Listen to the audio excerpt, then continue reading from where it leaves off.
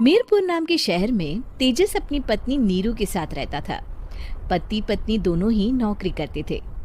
एक दिन तेजस गांव अपनी माँ के पास फोन करता है। हेलो, प्रणाम माँ। जीते रहो माँ, तुम दादी बनने वाली हो हैं? अरे वाह, ठीक है बेटा, मैं कल ही आती हूँ।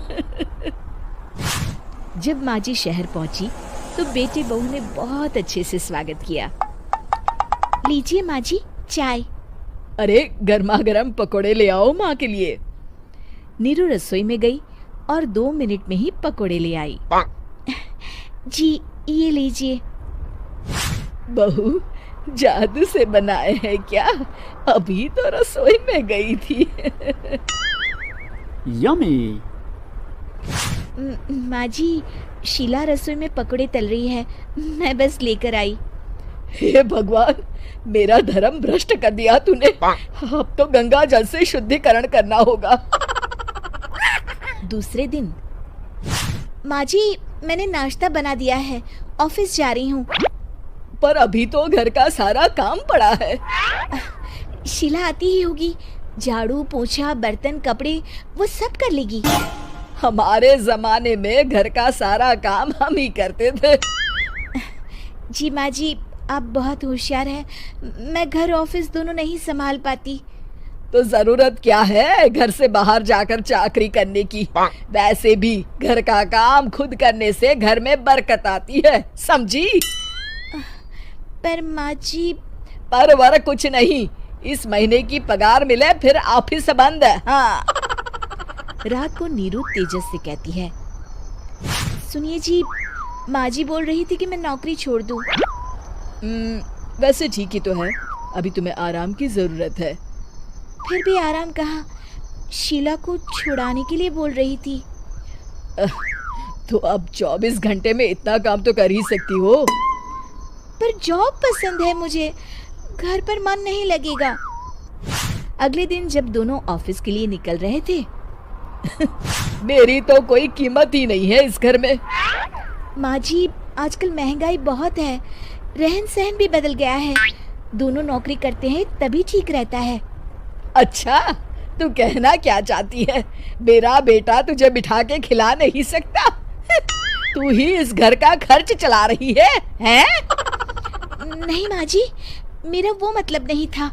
मतलब खूब समझती हूँ, ये बाल धूप में सफेद नहीं किए मैंने। हाँ। अब तो ये रोज का काम हो गया था। तेजस भी रोज की झिकझिक से परेशान हो गया था।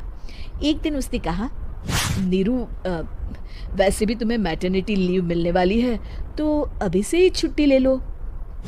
पर क्या, मेरी सैलरी अच्छी खासी है। आखिर नीरू ने रिजाइन कर दिया। जब बच्चा हुआ तो घर में सब बहुत खुश हुए। कुछ दिनों बाद तेजस फाइल देख रहा था। क्या हुआ तेजस, कुछ परेशान लग रहे हो? हाँ, वो हमारी जितनी सेविंग्स थी वो तो हॉस्पिटल में और छठी के फंक्शन में खत्म हो गई है नीरू। और अभी वैसे मंदी चल रही है तो मैं बोल रही थी कल मुन्ना को हेपेटाइटिस का टीका लगवाना है। नीरू, क्या पोस्टपोन नहीं कर सकते? नहीं जी, बिल्कुल नहीं। अब तेजस को समझ में आ रहा था कि उससे गलती हुई है। पैसों की कमी का असर घर के माहौल पर भी पड़ रहा था।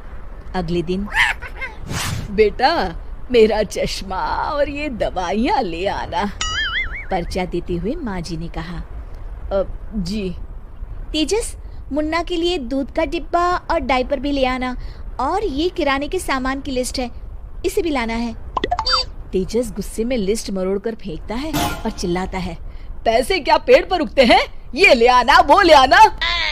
अरे पर ये जरूरत का सामान ही है। वो गुस्से में बिना कुछ कहे ऑफिस चला गया।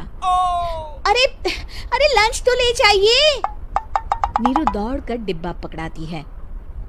एक दिन खाना खाने के बाद, नीरू, अब तो मुन्ना कुछ बड़ा हो गया, तो अब तुम वापस ज्वाइन कर लो ना जॉब।